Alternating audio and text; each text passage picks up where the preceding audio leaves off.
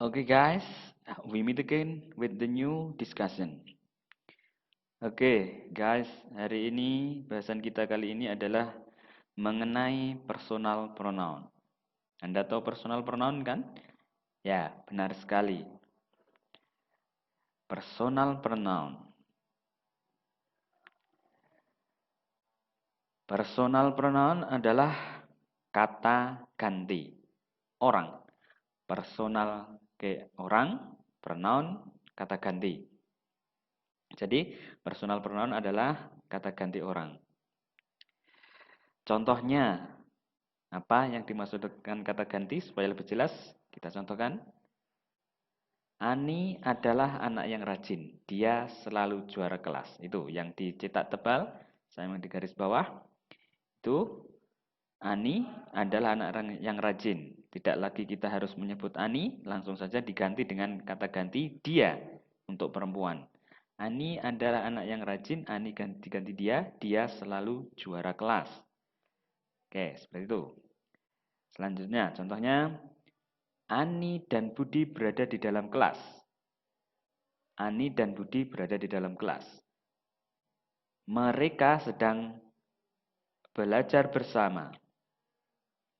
Jadi Ani dan Budi di sini diganti dengan kata mereka. Ani dan Budi berada di dalam kelas, mereka sedang belajar bersama. Jadi supaya tidak menyebut kembali Ani dan Budi, kita ganti dengan kata mereka sedang belajar bersama. Itulah yang dimaksud dengan fungsi kata ganti. Oke. Nah, Anda lihat di tayangan, itu ada tabel-tabel. Nanti itu yang akan kita pelajari. Yang pertama,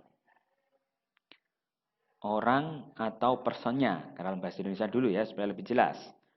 Yang pertama, aku, kamu, dia, kita atau kami, dan yang terakhir mereka. Aku itu untuk orang pertama, kamu orang kedua, itu istilahnya, dia orang ketiga, kita, kami orang pertama, dan mereka orang kedua. Orang ketiga maksudnya. Oke, lanjut. Dalam bahasa Inggris ada beberapa perbedaan dengan dalam bahasa Indonesia. Kalau bahasa Indonesia itu cukup dimanapun tempatnya, itu akan tetap aku, kamu, dia, kita, kami, dan mereka. Tapi dalam bahasa Inggris nanti akan ada perbedaan antara posisi subjek, objek, posesif, dan refleksif. Apa itu? Kita lihat. Check it out. I. Aku, subjeknya I. Kamu, you. Dia, he or she. Kita, we. Mereka, they. Itu untuk subjek. Apa itu subjek? Kita lihat ya. Subjek adalah doer person atau orang pelaku. Jadi jabatannya dia dalam kalimat adalah sebagai pelaku. Contohnya, they peel mangoes together. They, mereka mengupas mangga bersama-sama. Mereka di sini pelakunya. Melakukan apa? Mengupas mangga. Contoh yang kedua, we play football at the field. Kami bermain bola di lapangan. We itu melakukan pekerjaan yaitu play football. Contoh yang ketiga, I like studying English. Saya suka belajar bahasa Inggris. Saya atau I di sini yang melakukan pekerjaan yaitu verbnya, kata kerjanya like. Terus yang berikutnya, she writes a letter. Dia menulis surat. Si, dia di sini melakukan pekerjaan, yaitu pekerjaannya apa? Menulis surat. Jadi posisinya sebagai subjek, yaitu pelaku. Oke, jelas ya? The next. Setelah subjek, coba kita lihat perbedaannya dengan apa berikutnya? Objek. Apa itu objek? Kita lihat. Objek adalah sasaran yang dikenai atau yang dikenai oleh kegiatan pelaku, subjek. Jadi, objek itu sasaran pekerjaan dari subjek. Kita tahu tadi bahwa subjek adalah pelaku yang melakukan. Nah, sekarang sasarannya dari pekerjaannya itu adalah disebut objek. Maka nanti kalau ada kata ganti yang letaknya sebagai sasaran, dia fungsinya sebagai objek. Kita lihat contohnya. He loves her very much. Dia, untuk pria, mencintai dia. Wanita, sangat. Very much artinya sangat. Oke. Her di sini fungsinya sebagai objek karena dia sasaran dari he, subjeknya. Jadi sasarannya he mencintai her. Jadi dia mencintai dia untuk perempuan. Jadi her di sini sebagai objek karena dia sasaran. I met him. Saya bertemu dia on a shuttle bus.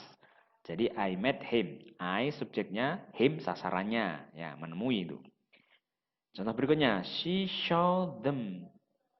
Them di sini mereka. Mereka berarti sasaran dari she. Dia melihat mereka. Karena dilihat, jadi dia sasarannya. Subjeknya yang melakukan siapa? She.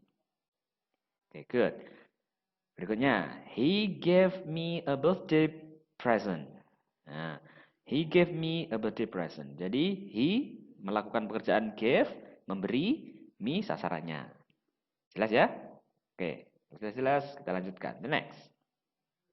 Jadi contohnya untuk objek pronounnya seperti apa? Oh, sorry. Kalau I berubah jadi me. Kamu objeknya you, tetap you, berarti sama dengan subjek. Dia itu him, kalau laki-laki, kalau perempuan her sebagai objek. Kita we, objeknya us. Kalau mereka objek sebagai objek, dia kan them. Oke, good. Jadi begitulah perbedaannya antara subjek dan objek. Sekarang berikutnya, posesif.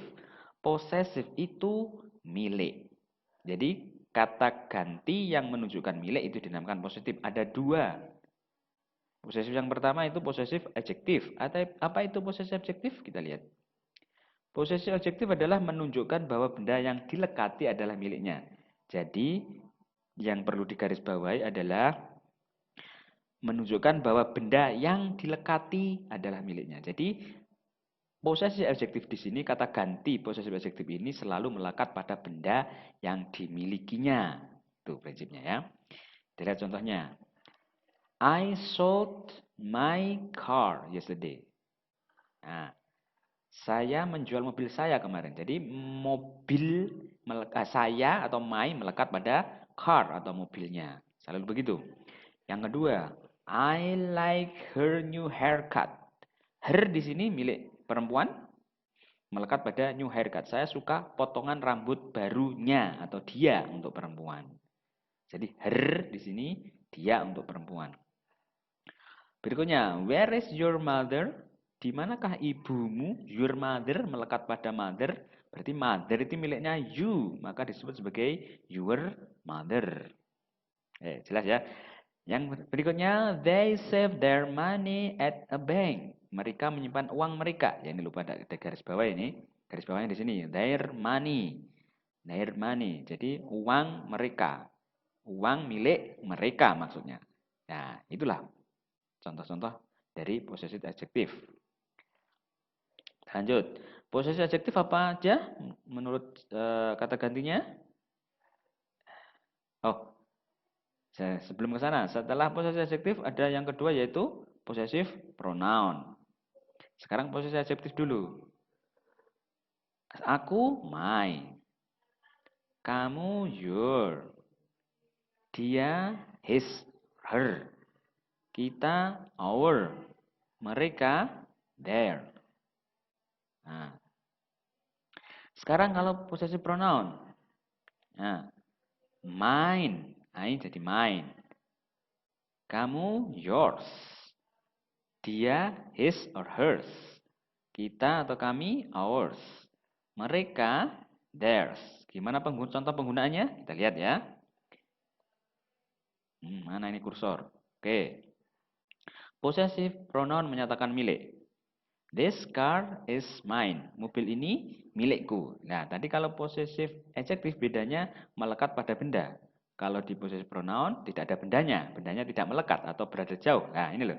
Antara mine sama car kan tidak melekat. Ada penyelanya yaitu is. Jadi this car is mine. Mobil ini milikku atau milik aku. Nah, seperti itu cara menerjemahkannya. My pen is broken. May I borrow yours? Pulpen aku rusak. Bolehkah aku pinjam milikmu? Nah, milikmu di sini maksudnya pulpen miliknya kamu. Nah, kayak mobil di sini, mine berarti mobil miliknya aku. Nah, begitu. Contoh berikutnya, whose wallet is this? It is hers. Milik siapakah dompet ini? Ini miliknya, milik dia. Ya, jadi sini sudah diketahui. Hers milik dia itu apa? Dompet. Oke, good. Contoh berikutnya, those aren't our new uniforms. Itu bukan seragam baru kami, those are theirs. Mereka itu adalah milik mereka. Milik mereka apa? Oke, good. Uniform. Jadi daripada menyebut uniform berkali-kali, maka disebutlah theirs. Maksudnya apa? Their uniform, seragam mereka. Nah, itulah bedanya sama ketika possessive adjective. Mana ini kursor? Ah, hilang. Ketemu lagi ya. Oke. Lanjutnya, jadi perbedaannya jelas. My sama mine, yours sama yours. Yang lebih jelas, lebih mudah mengingatnya kalau my pasti ada bendanya. Misalnya my book, your book. Kalau yours, yours saja. Oke, lanjut. Sekarang yang terakhir refleksif. Apa itu refleksif? Refleksif pronoun adalah oleh dirinya sendiri. Digunakan ketika subjek dan objek adalah orang yang sama. Nah, ya, oleh dirinya sendiri. Digunakan ketika subjek dan objek orang yang sama.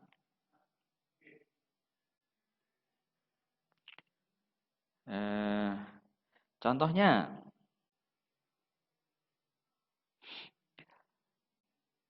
Budi pours a cup of tea for himself every morning.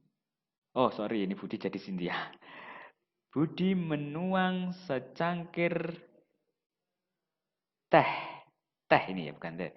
Sendiri setiap pagi. Ini harusnya laki-laki, makanya di sini himself. Nah, di sini himself seringkali diterjemahkan sendiri, kayak selfie berarti memoto dirinya sendiri. Di sini self berarti sendiri. I did the homework myself. Saya mengerjakan PR sendiri. Berarti kalau saya my, kalau dia laki-laki him gitu ya. She asked herself why she was easy to be panic. Dia bertanya pada dirinya sendiri. She asked herself. Jadi subjek sama objeknya sama. Kayak di atas tadi, I, sini myself, dirinya sendiri. Contoh yang terakhir, we should give time for ourselves to take a rest. Kita seharusnya memberi waktu kita sendiri. Nah, di sini kita, di sini juga kita sendiri. Oke, diingat-ingat ini. Lengkapnya adalah seperti ini. Myself. Kalau kamu, yourself. Kalau dia, himself. Kalau kita, ourselves. Kalau mereka, themselves. Oke, semoga ini bermanfaat dan bisa dipahami. Thank you for the attention. Nah, kita jumpa lagi dengan video-video pembelajaran berikutnya. Thank you very much.